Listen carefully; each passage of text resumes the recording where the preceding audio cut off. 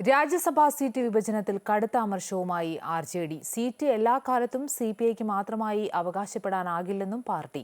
Cabinet റാങ്കോടെയുള്ള ഭരണപരിഷ്കരണ chairman പദവി ആർ.ജെ.ഡിക്ക് നൽകി അനുനയിപ്പിക്കാനാണ് സി.പി.എമ്മിന്റെ നീക്കം. രാജ്യസഭാ സീറ്റ് വിഭജന ചർച്ചയിൽ അർഹമായ പരിഗണന ലഭിക്കാത്തതിൽ കടുത്ത എതിർപ്പാണ് ആർ.ജെ.ഡി. ഉഭയകക്ഷി ചർച്ചയിൽ പ്രകടിപ്പിച്ചത്. എം.പി. ശ്രേംസ്കുമാറിന്റെ രാജ്യസഭാ കാലാവധി അവസാനിച്ചപ്പോൾ ആ സീറ്റ് സി.പി.ഐക്ക് വിട്ടു നൽകിയ പഴയ പാരമ്പര്യം ആരും മറക്കരുതെന്നായിരുന്നു RJD. Secretary general Varghese George CPM നേതാക്കളെ അറിയിച്ചത്.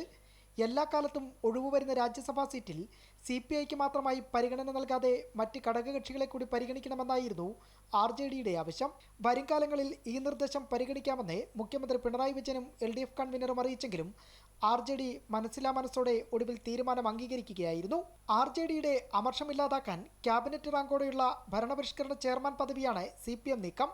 ഉപതെരഞ്ഞെടുപ്പ് കഴിയുന്നതോടെ പുതിയ പദവി നൽകാനാണ് സി.പി.എമ്മിന്റെ ആലോചന. അങ്ങനെയെങ്കിൽ പാർട്ടി സംസ്ഥാന അധ്യക്ഷൻ എം.പി. ശ്രേംസ്കുമാർ ചെയർമാൻ പദവിയിലേക്കെത്തും. നിലവിൽ പ്രായാധിക്യത്താൽ വിശ്രമജീവിതം നയിക്കുന്ന VS അച്യുതാനന്ദനാണ് ഈ പദവിയിലുള്ളത്. KB Shamaprasad, Amrita news, Thiruvananthapuram.